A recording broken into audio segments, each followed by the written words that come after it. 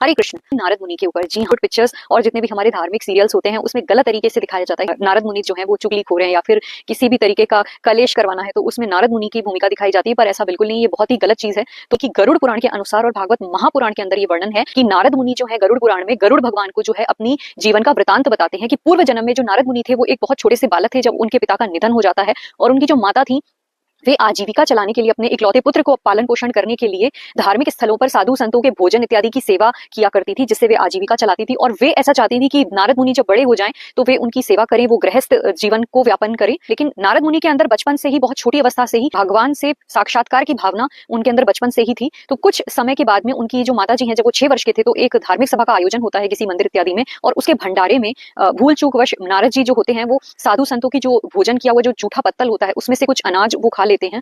वो साधु संतों की जो तपस्या होती है और उनका जो प्रसादी होती है, जूठन प्रसादी, उसके तपोबल में इतनी ज्यादा शक्ति होती है कि नारद मुनि के अंदर ऐसी व्यथा आ जाती है, ऐसा ऐसा भाव आ जाता है कि अब मुझे भगवान श्री हरि को किसी भी प्रकार से प्राप्त करना है, मैं उनसे साक्षात्कार करना चाहता हूँ। इसके कुछ समय के बाद में उनकी माता का अचानक निधन हो जाता है। फिर नारद मुनि के पालन पोषण के लिए कोई भी व्यक्ति नहीं होता, तो वो वनों में भटकने लगते हैं। वहां पर उनको कुछ ऐसे साधु संत महात्मा मिलते हैं जो उनको भगवान श्री हरि की शरण में जाने के लिए प्रेरित करते हैं, उनको एक गुरु मंत्र देते हैं जिससे वो 600 वर्ष 6 सहस्त्र वर्ष यानी कि 600 वर्ष तक कड़ी तपस्या करते हैं। और उसके बाद में कुछ समय के बाद में ठाकुर जी उनको प्रकट होकर के एक वट वृक्ष के नीचे जो है दर्शन देते हैं और नारद मुनि जी को अपने अंदर समाहित कर लेते हैं। उसके कुछ समय के बाद में ब्रह्मा जी के मानसिक पुत्र भगवान नारद जी का जो है जन्म होता है और भगवान श्री हरि उनको ऐसा आशीर्वाद देते हैं कि अब से जितने भी मैं लीलाएं करूंगा, जिसमें प्रलय काल होगा या फिर से जो है संसार की पुनर्स्थापना होगी, तो उसमें नारद मुनि की अहम भूमिका होगी, वही मुझे इस बात के लिए प्रेरित करेंगे। तो ठाकुर जी की जितनी भी लीलाएं होती हैं, चाहे वो द्वापर की हो या फिर सतयुग की हो या फिर त्रेता युग की हो, तो आपने देखा होगा कि नारद मुनि जी ही जाकर के श्री हरि ठाकुर जी को प्रेरित करते हैं। में ही कोई ऐसी लीला घटित होती है जिसके कारण से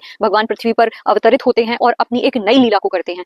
तो आपको नारद जी के बारे में इस प्रकार की जानकारी पहले से पता थी या नहीं, मुझे कमेंट करके जरूर बताइए। और हाँ, नारद जी को जिस प्रकार से मूवीज में दिखाया जाता है या बॉलीवुड सीरियल्स में दिखाया जाता है या किसी भी प्रकार से नाट्य रामलीलाओं में दिखाया जाता है, वैसा बिल्कुल भी नहीं है। इसकी मैं कड़ी निंदा करती हूँ। तो जितना भी बॉलीवुड में हमको झूठ दिखाया जाता है उसका सत्य से उसका कोई लेना देना नहीं है। और इसी प्रकार की धार्मिक मार्गदर्शन की वीडियोस को देखने के लिए मेरे यूट्यूब चैनल और इंस्टाग्राम को फॉलो कर लीजिएगा। हरे कृष्णा, राधे राधे।